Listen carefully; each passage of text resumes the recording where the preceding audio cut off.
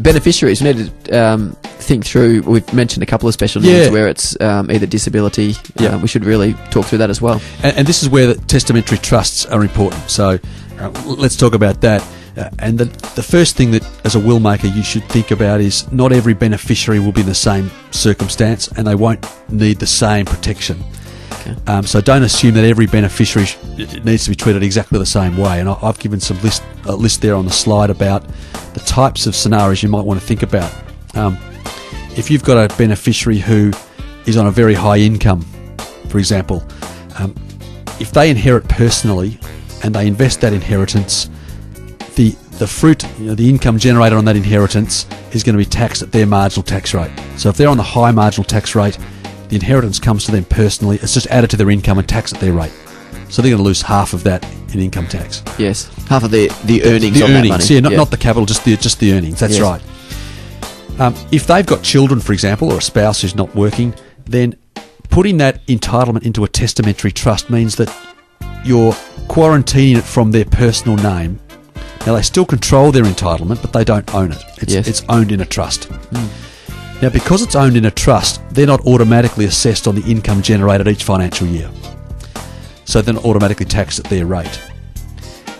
They can use their discretion as trustee of their testamentary trust to apply that income to other members of their family who might be on lower income tax rates. Yes. Thereby minimising the overall tax liability. So income tax is paid at the rate of the person who receives it from the trust. Yes. So by finding someone on a low marginal rate and distributing it to them, obviously you reduce the tax payable. And additionally, where it is in a testamentary trust and being paid to a minor, you can still access adult tax rates as opposed to child tax rates, which are going to be pulled back even further, as the announcements were in the May budget this year. And that's one of the great attractions of testamentary trust, the ability for minor children to be taxed at the adult tax scales. It's a huge potential. So if you've got a beneficiary who's got 3 children under 18, if you gave it to them personally, they pay tax at their marginal rate on the earnings. Give it to a trust, they've got 3 times the marginal tax-free threshold to soak up before they pay $1 of tax. And if the federal budget announcements go through, it's going to be 12 times the tax-free threshold. So it's very, very beneficial to have those, particularly if you've got minors involved, to have testamentary trusts. That's right. Yeah. And the one important thing to realise is that by giving someone a testamentary trust, it's an option for them. Yes. They don't have to use it. The default position is trust, but if they don't want it, they can decide at the point of administration of the estate not to take it. And that's the definition of a testamentary trust, that it's established at the date of death. Yeah. So no trust comes into effect when you sign the will. The will just has the mechanisms within it to create the trust at the date of death, at the point of death. Yeah. Would the majority of your wills include a testamentary trust? Look, they probably would. Yeah, it's fair to say, because we take the view, as do many of our clients, that you're better off to have it in the will and not need it than actually need it and not have the ability available to you. Yes. Because you never really know what circumstances your beneficiaries are going to be in down the track. Yep.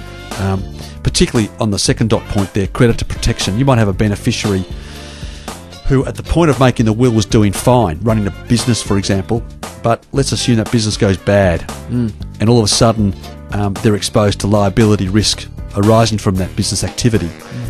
Their inheritance is exposed if they inherit personally. Yep. So all of a sudden, the ability to put their entitlement from the estate into a trust that's protected means that those inheritance assets don't form part of their liability risk that they accrue personally. So that the inheritance won't be lost through that process. Yeah, correct. And often professional people put their personal wealth into their spouse's name, for example. Now, if their spouse leaves that back to them personally, and the spouse dies first, then they're back to where they started.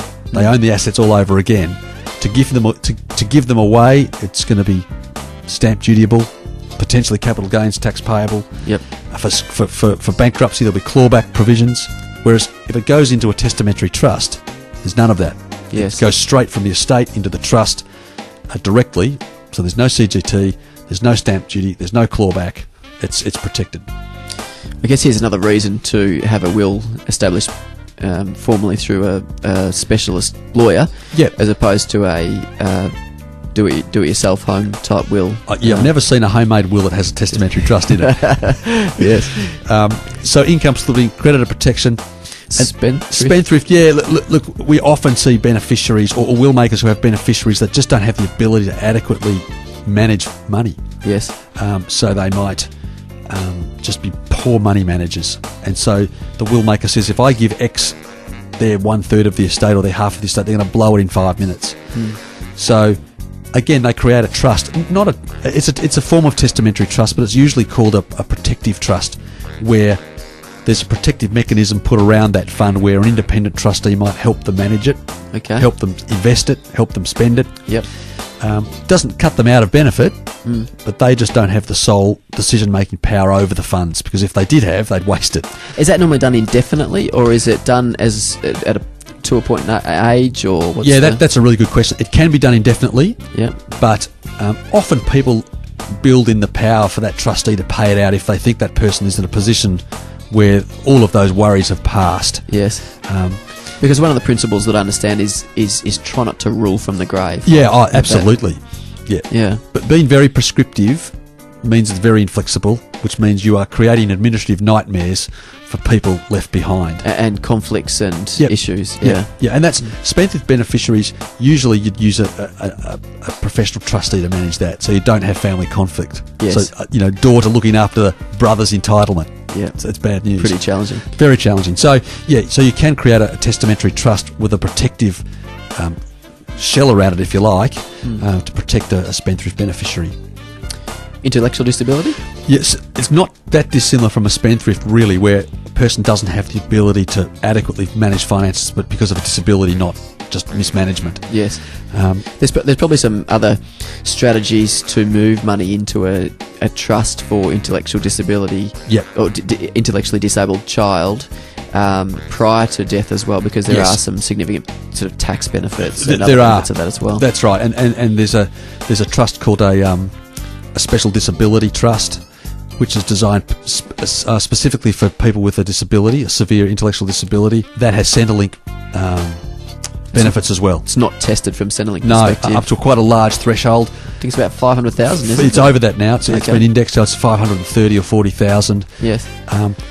But the expenditure to which that money can be put is more limited than a general protective type trust. So it's got to be for reasonable care and accommodation. So it's narrower than you would apply for a spendthrift beneficiary, for example, in order to get those Centrelink benefits. But the overall message that I'm wanting to share on this particular slide is that think carefully about the circumstances of each beneficiary that you're going to be providing for, and don't assume that every beneficiary needs the same protection. Some might need more, some might need less, and the type of protection might differ as well. Okay. But look, testamentary trusts are a marvellous vehicle. Any other points on beneficiaries? No, I think that's about right. Great, thanks.